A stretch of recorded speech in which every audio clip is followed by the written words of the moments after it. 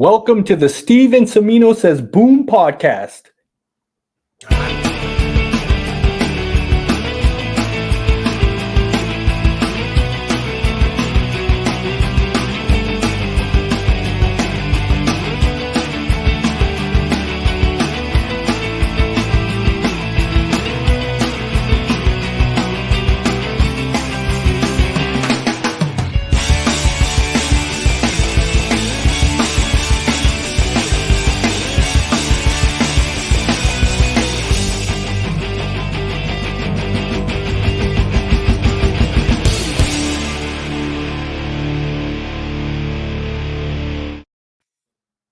Hello, everybody. Welcome to the Steve and Cimino Says Boom podcast, issue number 8. I'm John Cimino, and our co-host right over there is... And I'm Steve Houston. Boom. And we got the Otto from the Grotto, 3 Men in a Basement. Hey, Otto, just look at the shirt I'm wearing. I love it. 3 Men in a Basement. I already messed this up, you guys. I'm a fanboy sitting here. I got a little trigger happy, so... Yeah, it's okay. You just cut me off, but I suppose that's okay. I know. I better run for my life. That's what I'm worried about. I don't want to get the boom. The editor-in-chief noticed that too. So yes, Otto, exactly. Well, that's what happens when a big boss shows up. I got nervous, but I'm not going to forget to tell everybody to like, comment, share, subscribe to the Steve and Cimino Says Boom podcast. We thank you guys for watching.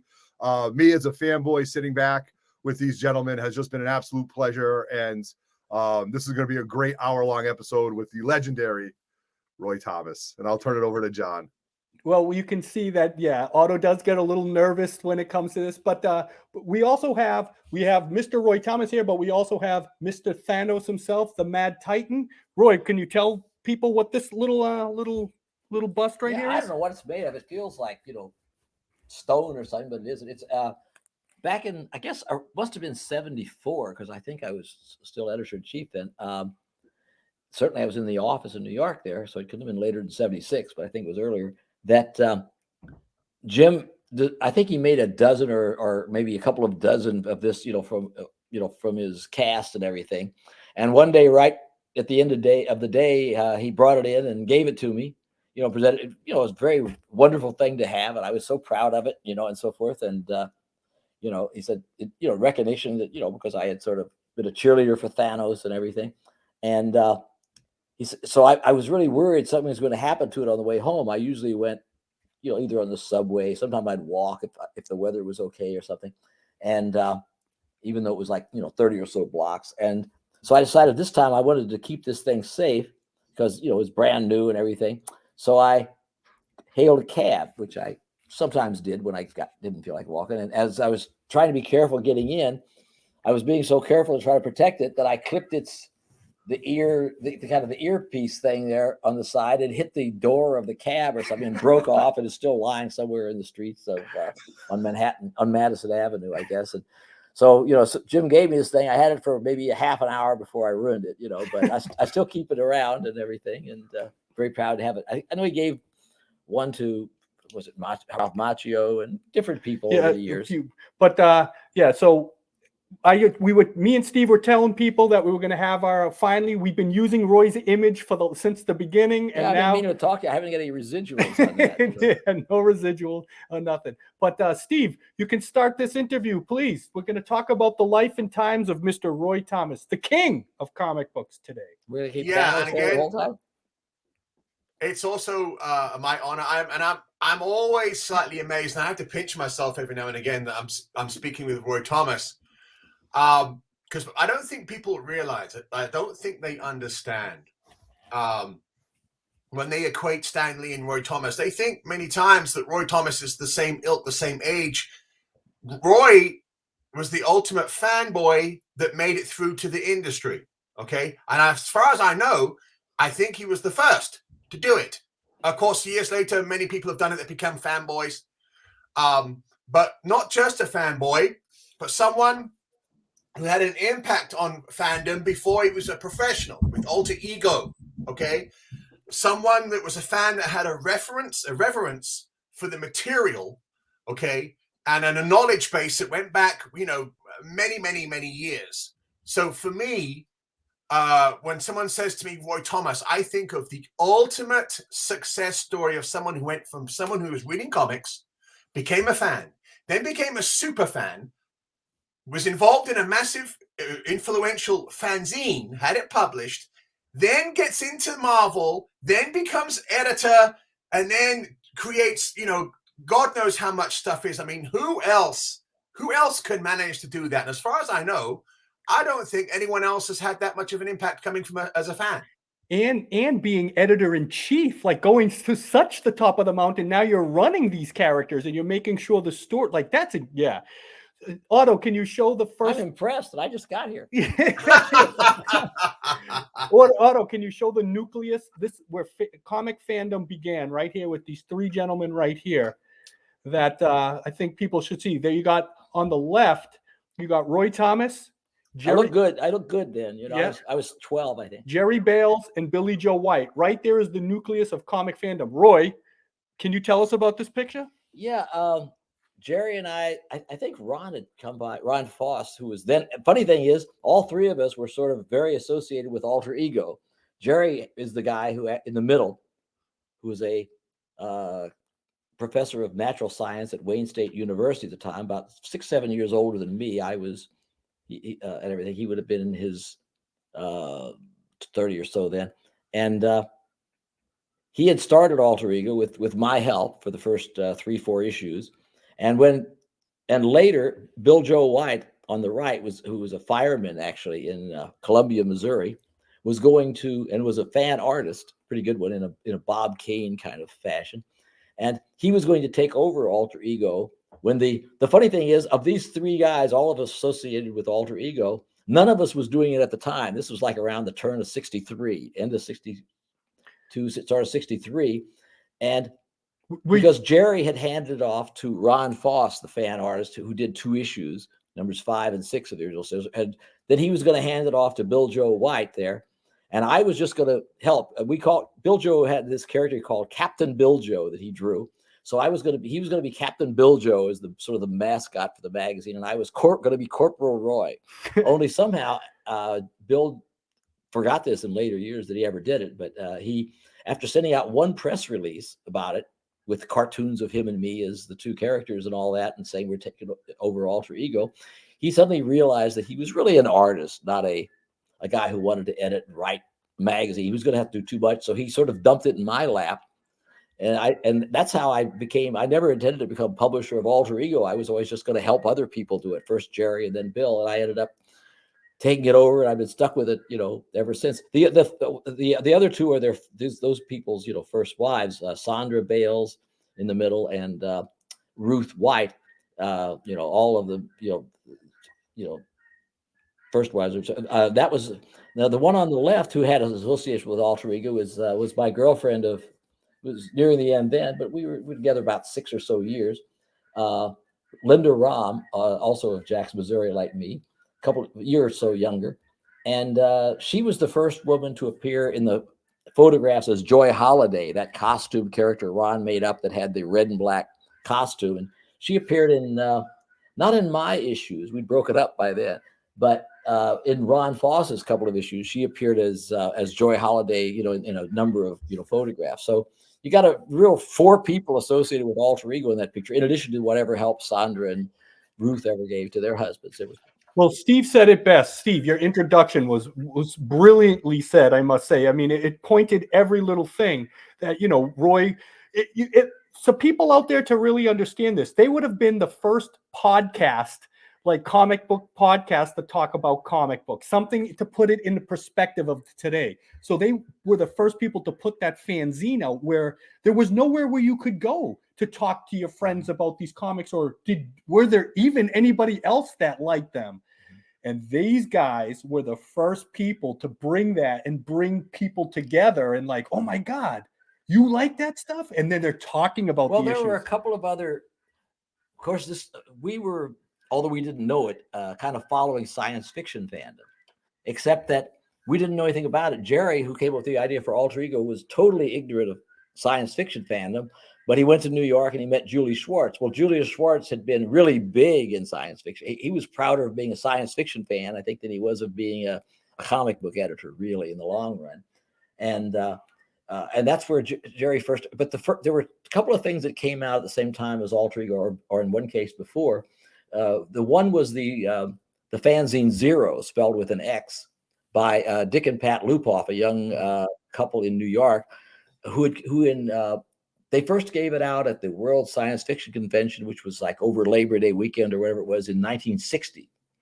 And it was a science fiction fanzine, but it had this section on comics that Dick wrote called, it had a overall title, "And All in Color for a Dime." Later the ad was dropped. And he wrote an article on Captain Marvel for the first issue with some, sketchy drawings and things like that, just from memory. He didn't have any comics or anything, but it was the beginning of something.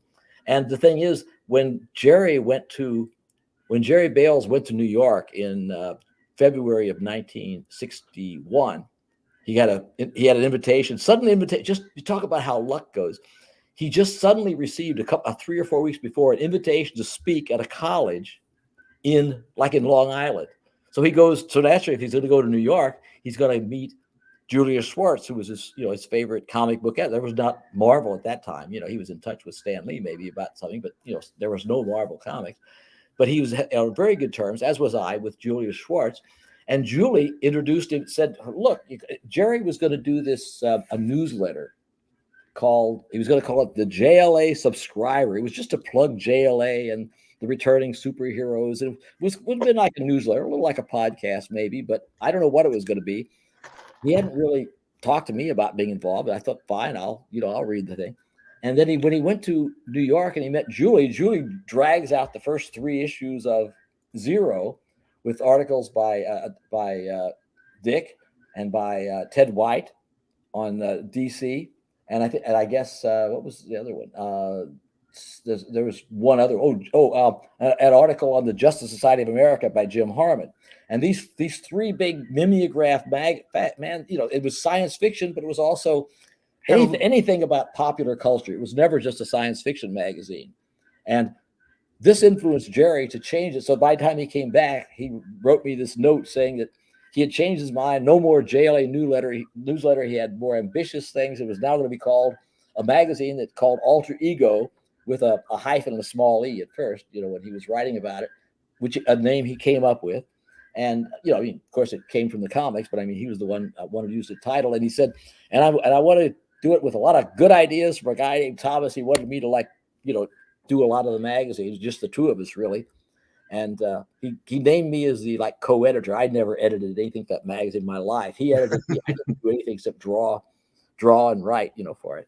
And that's sort of how it began. And at the same time, started earlier, but coming maybe out in the mail about a week later, Don and Maggie Thompson had a mimeograph magazine called Comic Art that dealt with the whole comics field, comic books, comic strips. It wasn't a superhero and adventure comics fanzine like Alter Ego. It was like anything is comics, newspaper, anything to do with comics, the related strips, even animation off and on.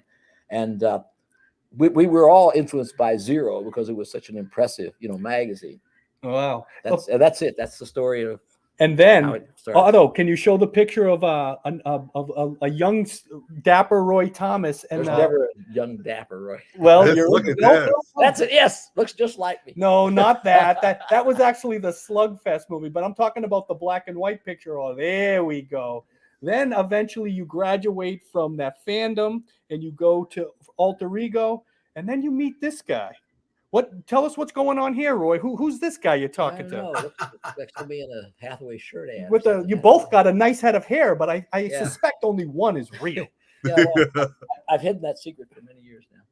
Yeah, this would have been taken around, couldn't have been before about 1969 or 70, by which, because Stan has the beard, which he didn't have 2 or 3 years after I met him. I'm just surprised. Must have been a special occasion. I'm wearing a tie. I virtually never wore a tie by then. I started off with a tie and a vest and everything, and then I quickly started wearing turtlenecks so I get away from wearing a tie. And there must have been some special occasion for photographs. If maybe maybe it was one of the days they were taking some of the photographs, like maybe for the 1969 Fantastic Four annual. Could have been that. Yeah. Stan recognized you for the first time from the fanzine, right? Because you from Alter Ego, he knew about you from. Well, he knew who I was when I dropped him a letter. Yeah, because he had mentioned my name when I had in the first issue of the Comic Collector, another magazine that Jerry started, I had done a review of Fantastic Four, a little 2-page review that came out. It really was hit the mails only about 2 weeks after the comic did, because the turnaround time when you're doing, this ditto spirit duplicator type of thing was very short. Jerry could just take my little review, retype it onto a ditto master, run it off, and a week or two later it's in the mail. So that Fantastic Four #1 came out in like early August of 1961, and by 2 or 3 weeks later, still in August, the review was there, and Stan was writing letters with you, saying, "Oh, this about Roy Thomas joking about doing this thing." So that I saw Stan Lee, this fine new writer, mentioning my name in print. I thought that's about as good as it gets, Wow. Yeah. What Avengers issue is that, you guys? That is so. For those of us, I can't see it very clearly. Okay. It may be. What's on the cover? Wait, Yeah, that's maybe issue 64, right? I don't know what's on the cover. Yeah. It's hard to tell. It's the logo looks really different. Like the Yeah, that font logo is crazy. that font is very something. It's a very different. Why- I've never seen that Avengers. That looks like it's a Doctor Strange-ish type Is it thing, the- which is issue 64, right? Is it the one that Stan's holding, you mean? Because I see the other one. That looks like the standard Avengers logo to me. No, No, it's right it's a below little- Stan's cufflink, like right below his wrist. We had a kind of a weird little one that had circles or something between the original one and then the one that Gaspar Saladino did with the arrow in the A that's used now. There was another one for a little while about that time. That's probably it. Okay. Yeah, That's lovely. and I see in the back, is that Two Gun Kid? Is that, I think? No, it's Kid Colt. Kid Colt, yeah. Good goal. Good eye, Steve. Oh my God. That was just reprint, probably. Well, that's why I'm wearing these super glasses today. Yes. So okay, so Steve, go ahead if you got, and then Otto has been a little trigger happy with these with the buttons and all that. I mean, I've got to come calm on. down. I know the big boss He's is here. doing I a gotta fine take job. it. He's- and he's a teacher. He should be Yeah, teaching I know. us. I know. Okay, go ahead, Steve. You can. I'm sure you have some questions. Yeah, so for me, I'm always amazed, that here we are. We have this sort of fandom that's sort of it's way under the radar. There's a couple of people who are in the clique. They're in the know. But if you were in Detroit or or in England, you're completely separated. And you probably thought that you were on your own. So what we're having here with the publication of Alter Ego and Zero and other, the beginnings, is an understanding that there are others who are like you, that are into comics, that have a knowledge, actually collected and have a collection of comics, did not throw them away, and the fascinating thing for me is, yes, the write-up about the Fantastic Four issue 1, okay, and also being there for the revival of the the DC characters from 1956 on, it's definitely a momentous time, and then when I always think, in the end, you ended up writing the book yourself, the Fantastic Four, and you were basically writer-editor. Yeah. If I'm right, you were, because no one was editing you on Fantastic Four. You were writer-editor. No, I mean, Stan always had the right to, as publisher or whatever, but he didn't usually do it. Yeah. Yes. After the first little bit. Because obviously, believe you me, I did some research on your history as an editor. Okay. Love it. I can't read that. Well, yeah. Believe you me. all So lies. basically, you become editor here on the cover date, September 1972. Okay. Yeah, that's right. Because it would have been. Let's see. Now, so that would have been out by June or July at the latest. Would have gone to print. So it means, because I'm not quite sure when I became editor in chief or had that job, except it would have been in the spring, really. Yes. So yeah. but definitely the And spring of since I 72. was really 2 years and 3 or 4 or 5 months that I was editor in chief. I always say 2 years was really close to 2.5. Yeah, so it's pretty fascinating. Also, in this issue of Alter Ego, where you take over properly, and you're mentioning your plans for 1965, because this is from the fall of This was 1964. 1964. Yeah, but You have a beautiful little editorial here.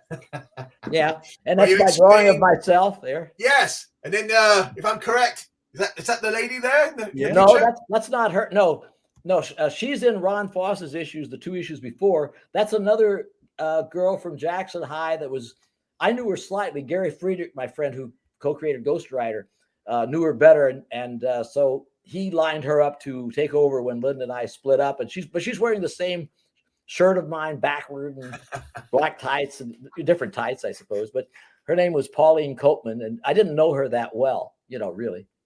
So But, what I find fascinating in your issues. little editorial at the front there, you say you got big plans for 1965, and you're going to publish different fanzines. But it as didn't far do as I know, anything that actually happened, of course. because as far as I know, you got your first working assignments at Marvel in 1965. Is that correct? Yeah, that wasn't that really my third company that I worked for in terms of having assignments. But yeah, it was in July of '65. The day I went to work for them. Stan gave me that Modeling with Millie issue to write. But by that time, I'd written 2 other comics that hadn't come out for Charlton, and I had done I thought it was a full script. I realized later it was really just like a proposal of several pages for a Jimmy Olsen story for Mort Weisinger, which probably, I'm not sure which came first, whether Jimmy Olsen or the Charlton came first to do the actual writing. And I was supposed to rewrite, that and do the actual script, a little later, but I didn't work for Mort long enough to write the Jimmy Olsen story. And it came out considerably differently written, by somebody else about a year later. But so actually Marvel was the third comic company I actually wrote anything for. But the first one anything came out because the Millie the Model the Modeling with Millie issue that I wrote was already drawn. It had been done with plot talked over by Stan and Stan Goldberg, who probably did most of the plot.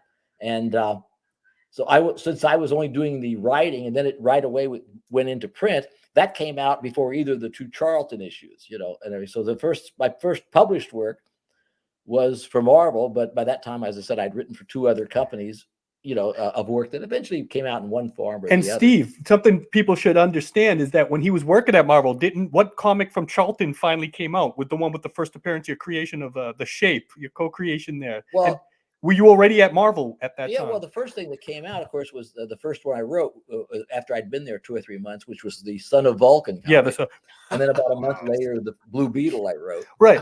I had also, I don't know why, just because I had this job. One of the things that first Mort Weisinger and then Stanley both told me, they didn't probably agree on much. They said, you can't work for Charlton if you're on staff or working for Marvel. We don't want you associated with that, company. I didn't care because, Marvel paid 2 or 3, DC paid 2 or 3 several times as much as Charlton. I got $4 a page at Charlton and 10 and 10 at the time at Marvel. I think DC would have been around the same. And so, I didn't mind, but at the same time, for some reason, I had this character I kind of wanted to do. So I had the character I called the Shape, who was it was basically an alien plastic man and he's one of the few characters I really did create because I actually drew what he looked like too, unlike most of the time. But then what I was doing, I realized, I shouldn't really do this. So I had my Grass Green, who was a very prominent fan artist and later kind of an underground artist, African-American artist. And he and Ron Foss were good friends. And so he was drawing it. So I just had him go ahead and write it because I couldn't have my name on it anyway, So then what happened when Stan Lee, when he saw that, remember? He didn't see the shape. What he saw was the Son of Vulcan. When the Son of Vulcan came in, it was crudely drawn, and everything. It was crudely written for that matter, probably. But I told Stan, this is the comic that I wrote, before. And he took it in and glanced over it for a minute or two, came back, said, it's a good thing we hired you before we saw this. He may have meant it. I don't know. Keep going, Steve. You got more on that fed there? Yeah. So, dredging up my awful past here. Oh no, we like to get into the weeds. The weeds. So, yeah. They were. And also that photograph, it reminds me of something that I've been curious about before. Now, obviously, you had begun, you transitioned into the superhero books after you had passed your test on modeling with Millie. Well, I passed the test with 4 pages of Fantastic Four. That's what got me the job. Okay. Yes. And then, I guess it was another test to write the dialogue, and he sort of liked it. Stan and I weren't very good as editors, though. We forgot to put any credits on it. It's a book with no credits. Stan didn't notice. I didn't know that the writer was supposed to write the credits. That seemed kind of immodest. So the book somehow went all the way through, and it came out with no credits for us, or probably less happily Stan Goldberg, who actually, plotted. See, right here, this is the weeds. This is what I want people to understand. What this podcast is about the passion. Slapdash business. No, and exactly. That's how it's so heralded and it's so beloved, but it was actually kind of like scotch taped together, and people made mistakes. And it wasn't what I liked about it. I couldn't stand being in it now. I mean, there's probably really good people in it, but it doesn't have any appeal to me. I might as well have gone to work for really corporate America. I mean, Marvel might seem like it's part of corporate America now, but at that time it was just, they were just this little struggling company, with one or two guys doing any writing, and a handful of people drawing. Steve, 3 offices. Stans took up 2/3 of the room. But think about the nucleus of that energy. That was literally like the source coming out of that. Just that little office. I mean, Roy, if you could see a picture of DC's, like I did, on the same day, of DC's offices. Just what was DC Comics with the decent sized cubicle for 6, 7, 8 editors, and 1 or 2 assistant editors. And there was a big production department in the middle with about, 8 or 10 people working in there. And Murphy Anderson was in there one of those days working, and Kubert came by and that kind of thing, all this stuff. And then I go over to Marvel the first time I go over there. Stan's got this big office. It was bigger than Weisinger's, 2 or 3, I'll say that. And a little office with that I ended up sharing with Flo Steinberg and the production manager, Saul Brodsky. And across the hall, 3 other people, Marie Severin, who wasn't really drawing at all. She was production chief. She'd do a little fixed up lettering, fix up artwork, but she wasn't drawing a script. And Steve Skates, a young college graduate who had got a job there just 2 or 3 weeks before I did for the same kind of purpose, but just didn't, somehow he and Stan never ended up with a rapport. And another person, a woman, who was in charge of commercial comics. I remember that a couple weeks later, I had to write dialogue or some kind of comic book about Hojo Cola, which was Howard Johnson, the hotel chain, had their own cola. For a while. Wow! But she was gone within a few months, and so it was just really 5 comics people, and everything. With me being the 5th, that I was really small. Everything else was just people coming. There was no bullpen. This was it, How much energy was coming out of that? Like, I mean, just think about that at just that little place, and just it. Seriously, it's like it was probably like illuminating. I don't know. I'm sorry, Steve. Go ahead. No. I mean, it's definitely a period of time that is pivotal. That is pivotal not just to Marvel, but I mean to the whole industry itself. Because here we are in 2022. And a lot of people, youngsters or whatever it is, they're quite blasé in that. Well, the characters are made. There was always going to be success. They were just going to move on and on and on. Right. And I'm like, I don't think so. You had to have the right people in the right place. Mm-hmm. And there's no better example as there was a couple of writers that turned up. They were writing on Thor, someone called R. Burns. And Robert obviously Stan. Robert Bernstein. Yeah, he was an established comic book writer for a number of years, mostly at DC and other companies. But they weren't able to make the transition. No. They weren't, so Stan obviously from an early point in time was looking for people that he could, push off onto a title and write and say, okay, you've got this, and then get the pages and be happy about it, not say, oh God, I've got to take over this book again. Because obviously he took over Thor again and Journey to Mystery. But he couldn't do that all the time forever.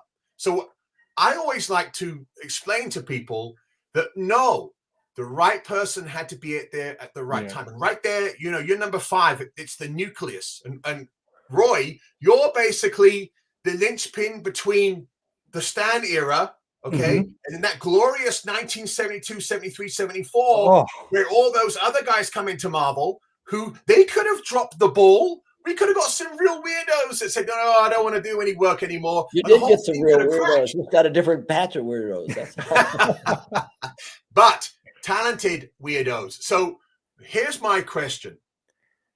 Crazy. You had been writing for a while. Stan was with you all the time. When did you realize that Stan was hoping to transition out and make you the editor? Well, there's 2 answers to that. One is, in a sense, I only realized that when he told me that was it. I didn't know anything about what his plans were, or that he was trying to get I knew he was unhappy once, especially once Martin Goodman, the original publisher, had left after a couple of years after he'd sold out, and he had left his son Chip Goodman in charge. And Stan, with all the differences he had with Martin Goodman, his uncle by marriage on two different sides, whatever differences he had, he respected certain things about Goodman. He had started the company. He thought he had a really good cover sense, knowing what a comic book cover had to be, even if they fought occasionally over it. He didn't have any feeling, for the son, who's younger than him. He's just, the sun also rises, that stuff, and he just didn't like working for Chip. He didn't feel like he knew anything, but he was under him, and it bristled. He was actually, evidently, he went over at one stage. He went over to talk to some people to DC. He was thinking about leaving. And, I was on a piano. He wasn't going to tell. We never had that kind of relationship that Stan was going to tell me anything. I only learned, I guess he did this sometime before that, 71, 72, somewhere. He was just so unhappy about it. Evidently, then he managed to meet, by this time we'd been sold this conglomerate in 1968 called, it was originally Perfect Film and Chemical. They weren't perfect, but anyway. Then they changed their name in a couple of years to Cadence, and so it was a small conglomerate compared to what the Warner people later and all that. But it was a conglomerate, and so Stan went to them, and he got them to make him the president and publisher. No longer, and Marvel basically a separate company at that stage. He was no longer under. And don't believe what you saw in that awful scurrilous book about Stan a year ago or so. Stan, and everything. Stan was never under Chip Goodman for 3 seconds after that deal was made. He was his own boss and boss of everybody in the comics. And the first I knew about it when he called me and told me, "Guess what? I'm now going to be the president and publisher." But the second answer I have to that, of course, is that he didn't tell me I was going to be editor-in-chief or the editor. He said, "You're going to be the story editor." And I didn't know what a story editor, I mean, Julie Schwartz was always proud he was the story editor because he didn't know anything about artwork and was proud of that. But I didn't know what that was, story, because Stan liked those titles he had. He was never editor-in-chief. He was just editor. He never had that term. And he was art director. And he didn't want to give up either title just because he was also the president and publisher. I guess he wanted to do everything, So I would be story editor, and instead of having an art editor, and that really should have been Romita, but Romita was so valuable on Spider-Man and the other things, he didn't want Romita spending his time, on anything like that. So he took Frank Giacoia, a fine artist, a particularly excellent inker, but not a guy really who was made for an office position. He was basically had a total freelancer mentality, and he was suddenly called the assistant art director. So if we had a president publisher, Stan was never going to use the term art director again for a while, but he still didn't give it to anybody else. He had an assistant art director. And then he had John Verporten had come in by this time. Saul Bradsky moved on, and John Verporten, who had been a freelance artist, was the production manager. So Stan decided that he would have a triumvirate. I don't know if you use that term, but that's what it was. And of course, if you ever read Julius Caesar by Shakespeare, or history, you learn that there are at least two triumvirates back then. They both ended up badly for 2 out of the 3 guys. The last one, being Julius took it all over. Before that, the others. But anyway, so I knew this was a bad situation because we were all equals. That was okay because John Verporten and I were friends, and I got along okay with Frank Giacoia. I certainly respected his talent, although I didn't think he was, he was the type to really have an office job, and he never had one before, as far as I can tell. So I was so upset about this after about a week that I was actually thinking about quitting because I was always getting little job feelers by that stage, from DC and everything. Carmine was there, and Carmine wanted me to come over and write Superman, which is the last thing in the world I would have wanted to do, but I'd have gone, Yeah. But I never contacted him, but I was thinking about it, and I went out with my friend Gil Kane. We had become friends since we worked together on Captain Marvel in 1969, and we had a pretty good friendship. And I went to Gil. I said, "Gil, God, I'm really thinking about looking into DC because I said, I'm so unhappy that I'm story editor. There's no editor. It Stan's the publisher and the president. I'm story editor." He had a little column about it, but it still didn't make me feel better. I couldn't find a way to explain it to him. Maybe I should have tried harder. I was just thinking about quitting because I was pretty non-confrontational with Stan. I would be like me standing up to a hurricane. Stan that day. So, and Gil, you know, in his patrician way, looks down at me and he says, "My boy," which he said that to everybody, probably his wife even. He says, "My boy," he says, "don't do anything." I said, "What do you mean?" Wait till I says, "It will all come to you," he said. I mean, this is a quote. These are quotes. I mean, it's the way he said it. I said, "What are you talking about?" He says, "Well," says, look at the people. He says, "There's three of you." He says, "One is John Reporton. John Reporton doesn't care. There's not any competition between you and John Reporton. He just wants to get the books out. He doesn't even care what's in them, you know, as long as they're, you know, good enough and so forth. He just wants a smooth job." I said, "Right, yeah, I don't have a problem with John, you know, because we're on the same wavelength." And says, and Frank, he says, you know, I only say this because Gil said it. He says, "Frank, in that job, he's an incompetent. He says he's a wonderful inker, you know, and everything like that. But he says he can't handle that kind of job because, you know," he says that, you know, he's never worked in an office. He's a fine artist. He's an inker and so forth. And he says, "You know, you just hang in there. It will all come to you." I said, "Well, all right." So I just forgot about contacting DC or anything. About a week or two goes by. Stan called. Frank Giacoya is generating all these cover sketches, you know, and so forth. Because and you know, some of them are okay. It's not like, because he was a talented guy, but it just wasn't working out to stay. He wasn't doing it. And for one thing, he wasn't fast at it. He was slow as molasses, and, you know, so forth. And because he'd never really done it, he had switched off from being a penciler in the early days to being an inker. So he wasn't even thinking, you know, about the penciling part of it. It's like an inker is suddenly the guy turning out the cover sketches. It's a little strange. So Stan calls me in and he says, "Roy, listen," says, "I don't like these covers that Frank's been generating." I said, "Yeah, well, a few problems here and there." He says, "Well, I want you to talk to him and tell him that he's got to shape up, you know, and do that." I said, I can't do that, you know. He says, "Why not?" I says, "Well, I'm not his boss." I said, "You know, you have the three of us. We're all equals." So I said, "I can't tell Frank what to do." I says, I have to go to him and say, "Will you do this, Frank?" You know, he says, "Well, then we got to change that." So that's the day I became editor-in-chief, no more story editor, and Frank Giacoya hated me into his dying day. You know? As a matter of fact, I got to tell you one other thing with Gil. This happened a couple of years later, but Frank would often go out to lunch with, you know, a bunch of us and so forth, you know, because we all kind of liked him.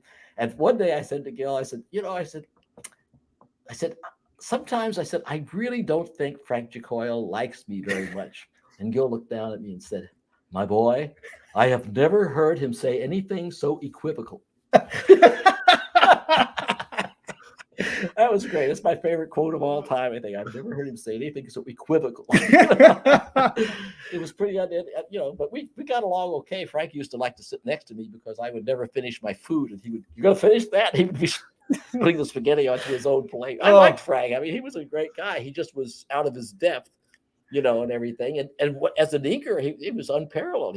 If he'd stayed on a book long enough, he'd be as well regarded today as a Tom Palmer or a Joe Sinnott, but he never stayed on a comic long enough. He'd get a job and then he'd jump off to get another job and another job. And you know, he didn't have a run on anything that ever made him stand out in people's mind, even though he was one of the best in the business. Wow. Anyway, that's the long version of the story. Hey, So, Otto, you're yeah. sitting there with the big smile, hitting all the wrong buttons. Yeah. You got something to say. Come on. Well, I do. Well, I want to say though, so, you know, on Earth 2, you know, in that time where you were speaking about if you should go, I could only imagine on Earth 2 when you said, "Okay, I'm going to go over to DC." Like, you know, that it seemed like that was a very pivotal moment, and, you know, the universe kind of found its way and you ended up staying. So I think that's really interesting because then, you know, all these characters, you know, would have never came done over there, you know, at DC. And you talk about a what if, like, yeah. Think about this. Say Roy does goes to DC. Right. You know he's going to start hitting it out of the park too, because he's in his prime. Like, Yes. he's ready. He's got this energy going. Yeah, but I think that, and I think Roy may agree, that you had some real like hard asses over there. They were in total control. They wouldn't have allowed you certain, you know, ideas. They would have probably tried to squeeze you. Well, but yeah, by that time, you know, Carmine was kind of putting the artist in charge of things. Marvel was more of a writing. I mean, despite the fact that Jack Kirby and Steve Ditko and John Romita did such wonderful work, and we're doing writing in a certain sense, but Marvel was really more of a writer's company because Stan was the writer, the editor, and he had been the main person who set the writing tone, and so forth, even if the artist did some of the plotting, which, is writing in a different sense. But at DC, Carmine had put all these artists in charge. Suddenly, instead of Robert Kanigher, it's Joe Kubert is the editor of the War books, and Ross Andrew was an editor. And, some of these worked out okay. Joe Kubert worked okay. One guy who was really weird that worked out really well at that time that nobody thought would was Joe Orlando, who had never shown any special talent for that kind of thing, though a good artist. And he ended up having a really good sense for how to do those mystery books at the time, and so forth, and made his mark that way. I don't know how I would have worked. Probably I would have done better than I did when I went there about 8 years later, because by that time I was kind of burned out on comics, and I didn't have any interest in commercial comics anymore, leaving Marvel. I just wanted to do what I wanted to do. So instead of trying to worry about what was commercial, the most commercial thing, I wanted to do the superhero set in World War II. And you don't need a great brain to know that was not going to be the top seller, say that Teen Titans became or something. I just wanted to find a way to hopefully get people to like it enough that I could go on doing it. I was successful for a number of years with it, but eventually between various things, it kind of ran out of steam. And in a sense, I sort of did that to myself. Yeah, but it's for me, when I think about that is like what would have Roy done? Because what I was saying, like you were in your prime, but like there was you.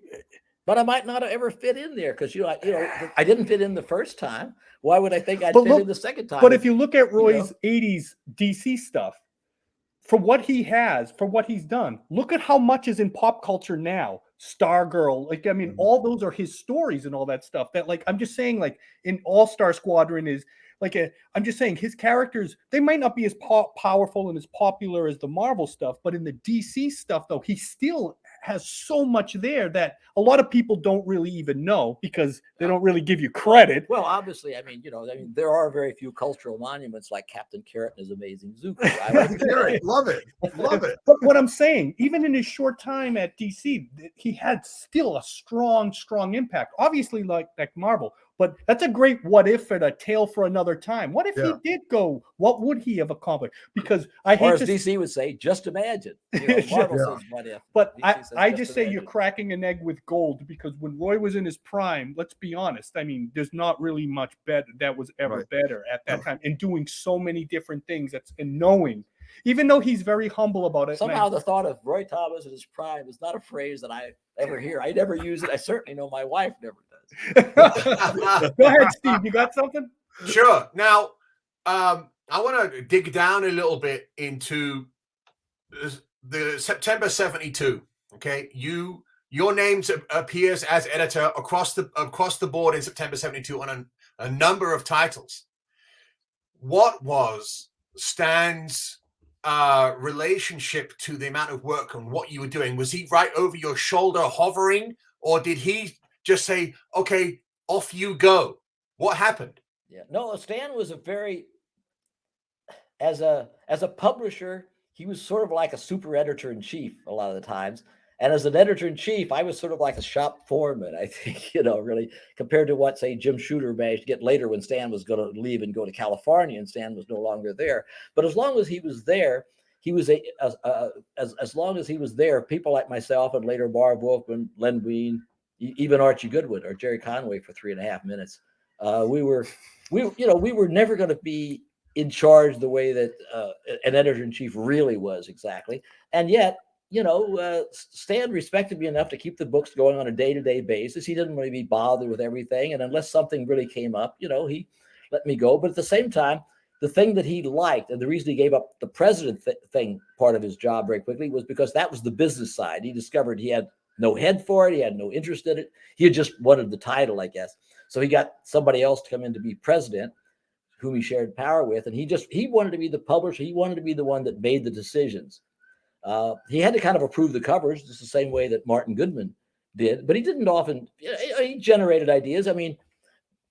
Sometime in the first few months after he, or weeks more like it, after he became publisher. He called me in one day and he says, we're going to get in the black and white field. You know, we'd had that little abortive thing with Savage Tales, but that, you know, he said, so we're going to do a book called it's Dracula Lives. It's going to be all stories about Dracula set in different times, even though Dracula was never supposed to have left, you know, Wallachia before, you know, the late 19th century. And so that little inconsistency, but Stan had probably never read Dracula. So what did he care? So, you know, and then, okay, that's fine. So I get to work. Next day, he calls me in. He says, guess what? He says, I said, not another new title. He says, no, 2 new titles. He said, it occurred to me that Dracula is not the only vampire. So I want another book called Vampire Tales. And it's other, you know, it's not Dracula, it's other vampires. And, you know, whether it's new characters like the Morbius character that I'd made up things or whatever. And also I says, you know, and there's a lot of creatures that aren't even vampires at all. So we want another book called Monsters Unleashed. Oh, So even though we were going to have to do some reprint, a little reprint, and some articles, it was still a lot of new work. You know, all of a sudden in 2 days, you got 3 new books. Next day I walk in. As soon as Stan starts talking, I'm probably ready to run out of the room. He says, I want another new book. I couldn't figure out what was left. He says, Tales of the Zombie. I said, well, we can have those in Monsters Unleashed. He says, no, I want a book. Tales of the Zombie. I said, you know, he says, can you make up a zombie character? I said right away, I said, no, you already did. He says, what do you mean? He says, well, in an issue of Menace back in like 1954, right, you and Bill Everett did a story called Zombie, which had the best looking zombie character I ever saw, and in a nice little story. And I said, you know, I'll make that the zombie. I just named him Simon Garth, and we that became the zombie character and so forth. But again, you know, that was Stan. He was an idea generator. Some of the ideas were, you know, better than others, but you know, but as time went on, some of them were mine, and some of those worked, and some of those didn't. You know, like Worlds Unknown, the science fiction thing, and Unknown Worlds before, you know, that was mine, but you know, that kind of science fiction didn't really sell. Some of the other things, you know, had been mine, and by this time, I think my stock went up with him as far as coming up with ideas and things when Conan became such a hit in the early 70s. You know, because I mean, you know, he liked what I'd been doing, Avengers and X-Men and different things. But then when Conan became a big hit and he didn't really understand it or, you know, or anything like that, you know, while he actually saved our butt, you know, from the book getting canceled, the fact remains that, you know, he sort of respected the fact that I, you know, I had a little different take than his and so forth. It meshed with his, but it went in a different direction.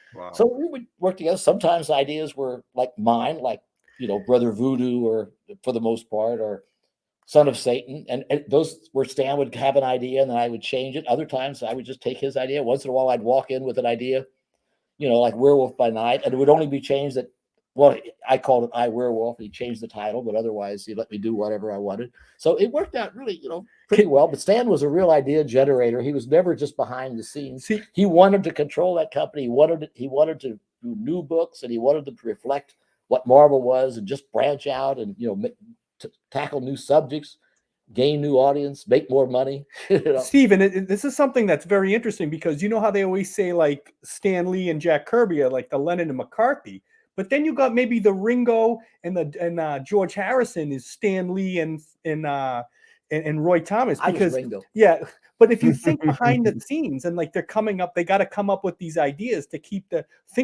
think of all that creativity that came. This is something I learned right now, that you sometimes you don't realize that Stan Lee and Roy were such a good fit. Like the man and the boy, the rat. Like I mean, it really was. And then where Jack Kirby and Stan Lee probably weren't the best of friends or didn't like anything, at least these two guys, they had that mutual like, and they had to work with each other all the time. Jack Kirby wasn't at the office. He was. Could you imagine if Jack Kirby and Stan Lee was at the office? There'd be fist fights. They probably couldn't take it. Even when Stan basically fired me, he wanted to keep me around. Of course, you see. So I'm just saying, like, this is something a lot of people don't know, and I'm glad that we're getting Roy to say this. Go ahead, Steve. It's all you. That being said, and about Stan being an idea generator, I'm curious. I know it's a long time ago, but was there ever an instance where you were editing a title and you thought, okay, that's all good, and then Stan didn't like the idea and said, I want you to change it? Well, You're talking about after I was actually the editor, and Yes. or basically, yeah. So, no, because the thing is, I wouldn't have gone very far with any title until he liked it. So I was never going to try to present him with a fait accompli of some character that he didn't like. I might try to sneak little things past him, but I was never trying to run an end run around Stan. My idea, my vocation was to be whatever, up to a point. I mean, there's certain things I wouldn't do, but up to a point to be whatever Stan needed me to be. And I think that's why Jim Shooter was so successful too with the time he did work with Stan, because we both somehow got a rapport with Stan, and we just wanted to do. I wanted to do whatever Stan wanted me to do. Plus, I wanted to do my own things, and Stan would kind of give me some leeway. Sometimes he didn't understand Conan, but he liked it, and then he wanted to do more stuff. And if I said we should try this or try that, when I came up with we were looking for another sword and sorcery thing that wasn't quite the same, and so he liked the War of the Worlds idea when I came up with and so forth, and so we made a pretty good team. We weren't that much alike. I mean, I tried to write like him, and maybe sometimes I did, but we weren't really that much alike, and we were certainly never really friends. I mean, it was a business relationship. We were very friendly. We got along, and he kind of liked me. But there was, I liked him. But he knew, obviously, he knew like you both, like he knew he could depend on you, and what you were going to produce was going to be until money. near the end there in 74, it got a little. Yeah, well, you're trying. Roy wants to. Roy just doesn't take stuff. Roy sometimes fights back a little bit. Yeah, because there is a specific reason for that question. Now, looking at the records here, you became editor of Amazing Spider-Man at issue 112, and you go all the way up to issue 141. Mm-hmm. Now, in the middle of that run, we have the death of Gwen Stacy. Uh-oh. Here we go. So obviously Jerry Conway is the writer, but you're the editor. Mm-hmm. And then funny thing is you stopped doing the editing at 141, and then in issue 144 we get the return of the Gwen Stacy clone. Now I've heard rumors or read some interviews that basically Stan had changed his mind and said, Jerry, I want her back. Can you explain a little bit further what happened here? That's a true rumor. I mean, I wasn't around to get every little detail of it, but evidently the problem, of course, is that it's not entirely settled whether it was Jerry Conway or Romita who came up with the exact idea of killing off Gwen Stacy. But the basic idea was they felt that at this particular stage, new writer, Gil, of course, was mostly drawing the book, but John was like sort of the guy understand in charge of all things Spider-Man. They took that very seriously, and so we all agreed. And the first thing you think of, kill off Aunt May, old bat, but that wouldn't have much impact because she'd been threatening to die every second or third issue anyway. If she finally died, it'd be a mild shock, but half the audience would have said, "Yay!" And so somehow along the way, one or the other, and by the time they came to me, it was pretty well formed, decided they should kill off, Gwen Stacy. I probably was kind of shocked when I heard it. I'm only extrapolating back. I don't recall exactly, but I'm sure I was. But, they convinced me, fairly easily that, I mean, I didn't care about Gwen Stacy one way or the other. I had, I said, it might be kind of interesting to do that. So we went and we talked, the three of us together, went and talked to Stan. And, about it. I don't remember the conversation, but I know we were all three there. We had it. And Stan very reluctantly, he very reluctantly went along. He's because, there was this thing. I don't know if he mentioned it then, but, he had killed off when he was near the end of his writing. He had killed off her father, the police chief. It's going to look like there's a vendetta against the Stacy family or something. But that was issue 90, right? Yeah, I don't think he something like that. But I don't think he really, he had really thought that Gwen was going to be the one, and everything. And that was his intention. There was no, we'll cleverly do this, then we'll get rid of her and we'll bring in Mary Jane. Mary Jane would have just been an extra, and she'd have been go-go dancing with somebody for the rest of her life, I suppose. And so they put it in. Those boots. Stan somehow, and I really believe this, he really seemed to convince himself over the next few months as the hate mail came in, yeah, some liked it, but there was a lot of hate mail. Jerry Conway didn't go to a convention for 2 or 3 years after that because he was getting death threats. Oh my And, Lord, really? Now, when there might be Yeah. one person who will actually carry it out, you don't know. So anyway, at the very least, it was going to be unpleasant for him. They didn't seem to bother Ramita too much. He was behind there because he hadn't even drawn it, and Gil Kane never, but Jerry bore the brunt of that. Even I didn't get much, but and then so Stan somehow starts talking to some of his when he's talking to colleges, they start berating him for this, and he says, "Oh, I didn't know anything about that. They just did it while I was out of town or something," And as I put it as succinctly as I can, Jerry Conway's mother, John Romita's mother, and Roy Thomas's mother did not raise any children stupid enough to kill off Spider-Man's girlfriend while Stan Lee was away for the weekend. It didn't happen. Stan just forgot, but I don't know if we ever convinced him that he had approved it. Yeah. So he decided later. He suddenly got this thing. Had I been there, I think I would have fought against. I mean, eventually I would have done it if he insisted. I thought, well, it might be interesting to see what happens. But he realized very quickly, a few issues into it, that it wasn't as good an idea as he had thought it is. And so I think he called a halt to it because nobody was enthusiastic about it, including the readers when it came out, because it wasn't Gwen Stacy, and it was never going to be Gwen Stacy. Wow. But I don't otherwise know that much about the exact thing, except I know it was Stan's idea. Otto, you got something, Otto? I do. So I've been heavily into reading, the Bronze Age books, and I've been thoroughly enjoying it. And one run that I've been picking up and buying and gobbling up, and I can't wait to hear the story behind this, has been the Invaders. And this is one of my favorite covers by far of the Bronze Age. That's one of the only characters I ever first drew instead of just having an artist do it. I actually drew a picture of it because I wanted to make sure that Frank Robbins, who would have probably just from visual understood that I really wanted to look like a walking Union Jack, Yes, So I wish I had the sketch, but I don't anymore. But yeah, the first guy to draw it, of course, was Frank, and then of course this wonderful cover by and that's Frank Giacoya inking. See, he was a great inker. Yeah, Yes. and when this cover to me is Bronze Age goodness and the motion. Don't say that. I owned that cover for several years, and then I sold it, and I've regretted it ever since. Oh my Lord! Yeah, oh my God! Jack gave it to me, sort of saying, "Hope you never sell it." And I didn't intend to, but eventually, 10 or 15 years later, and everything, and I finally did anyway. But I love that cover. It is one of my. By the way, of course, as you know, if you've seen the pencils, the whole cityscape behind there, that's entirely Romita. Jack's drawing was just like 5 figures and maybe a horizon line, and Romita put in Big Ben and that whole thing. But it was a wonderful, wonderful cover. Yeah, and the character of Union Jack, and I thoroughly enjoy the Captain America, the way Captain America was done in this.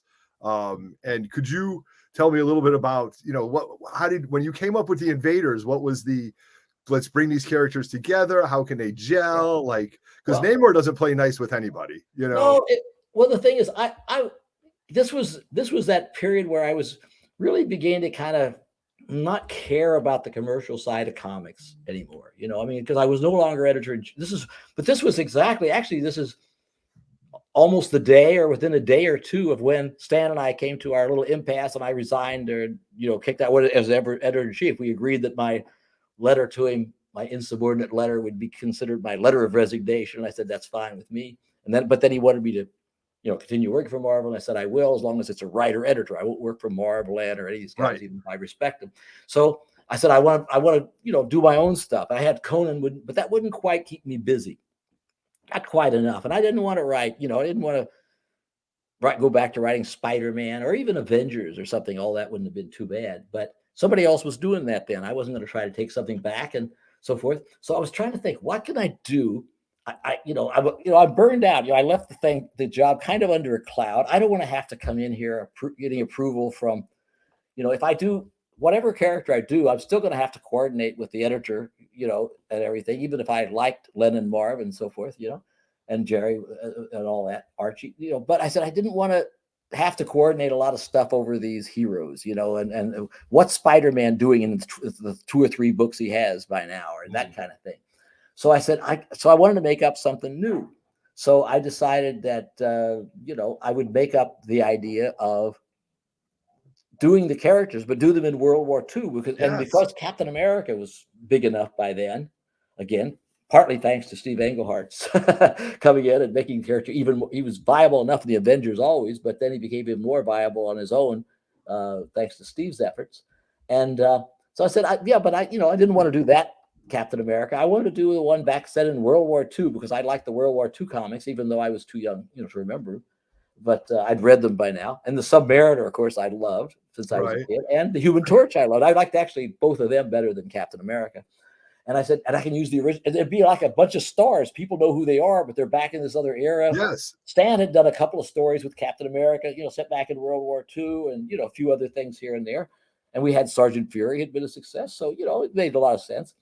And obviously, this was really a revival, maybe without a couple of characters, but of the All Winners squad that had been in, 2 issues back in the 40s. I don't even think I saw them as kids. I certainly don't remember them. It's weird.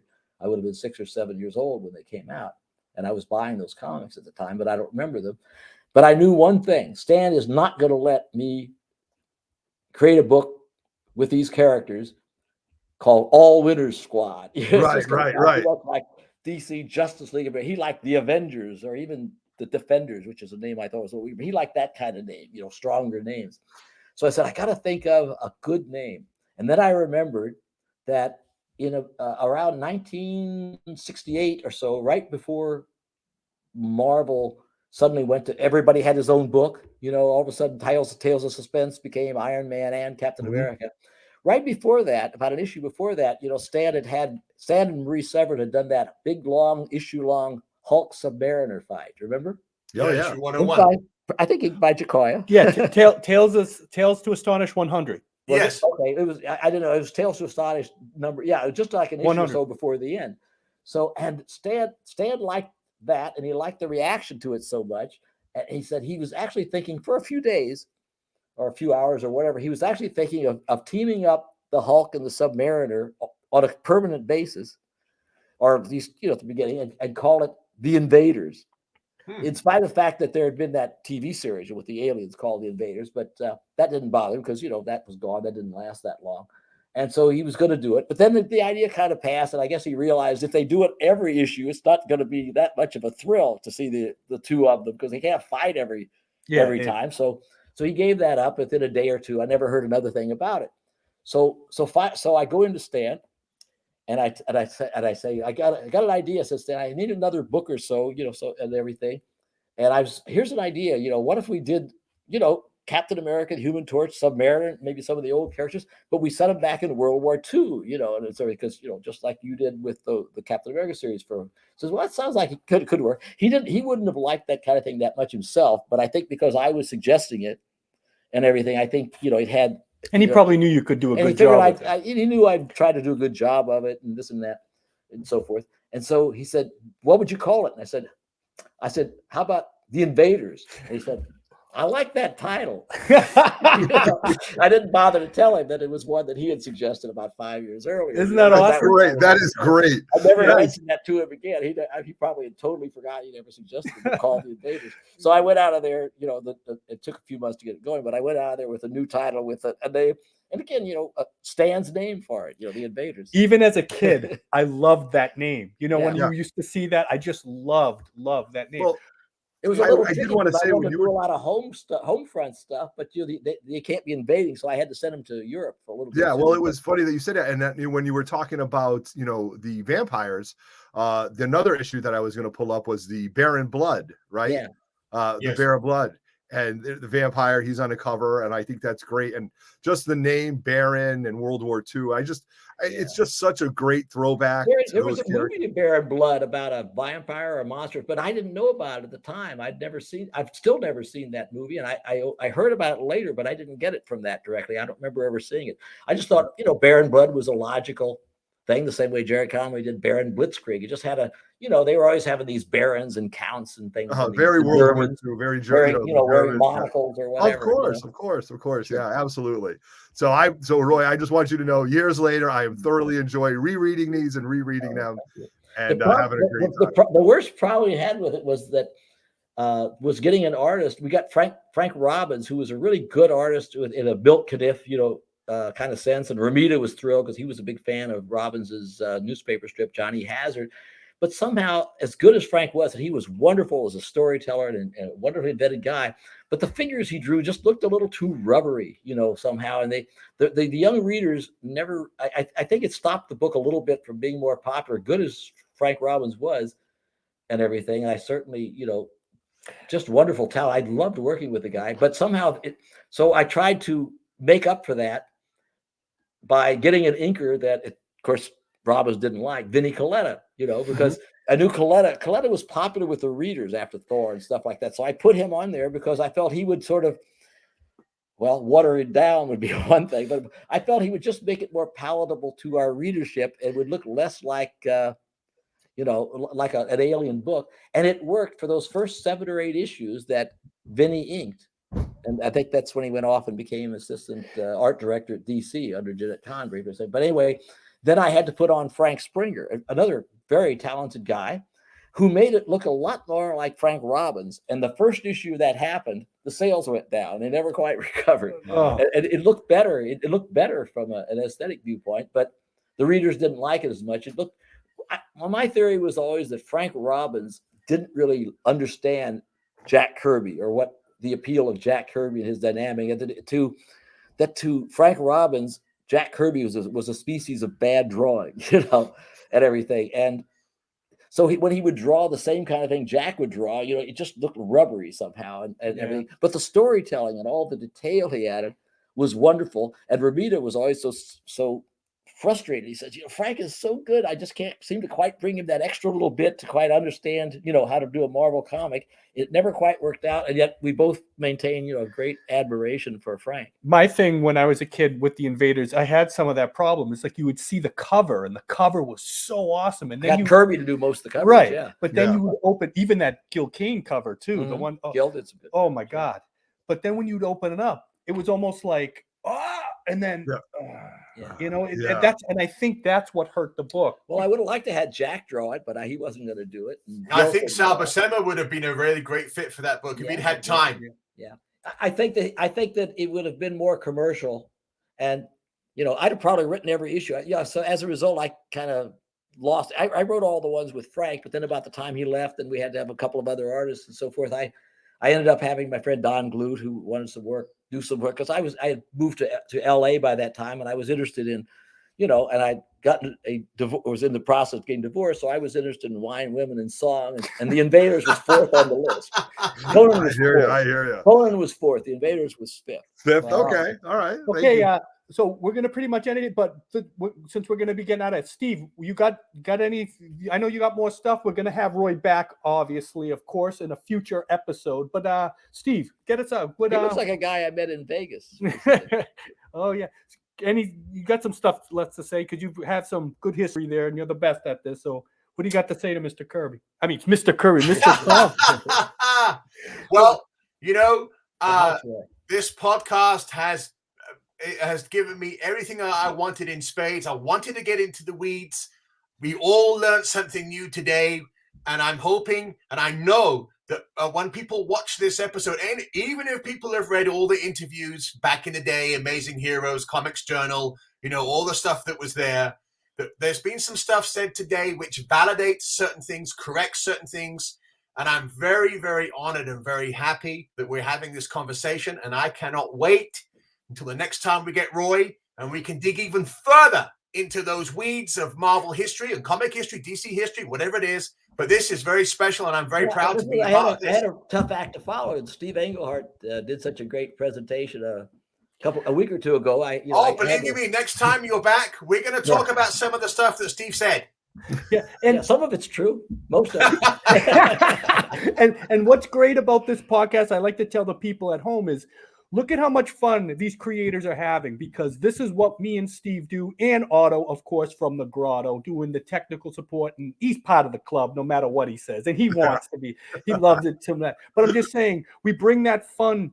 This is why people need to start reading those issues of the Bronze Age that Steve throws out there and all those claim sales, and like, but you're hearing it from the creators and how fun it was and how magical that time was. That's what we're trying to bring here. You know, we're not the most technically sound, but we have the passion. We do this, and when we bring in the creators, like I said, there's going to be so many more, and we're going to have Roy Thomas again, of course. I want people to tune in, and you're going to understand that this is why we do what we do and how much we love it. We don't just celebrate the comics, we celebrate the creators, and we celebrate the whole industry. Whether we like them or not, we still celebrate them because it means something. And we have to give praises to people like Roy for building the foundation of the Marvel universe that look what it is today, man. I mean, it's just a magical thing. So I'd like to say thank you for everybody that's been tuning in. Please like and subscribe. And we're going to come back with more thrills, chills, and spills in the Does that mean send money? Yeah. You'll get your check in the mail, Roy. No, I don't. No, I'm not talking about that. But we thank you for joining us. Steve, how do we get out of here? What we do is we say, boom! Boom. Boom. Boom.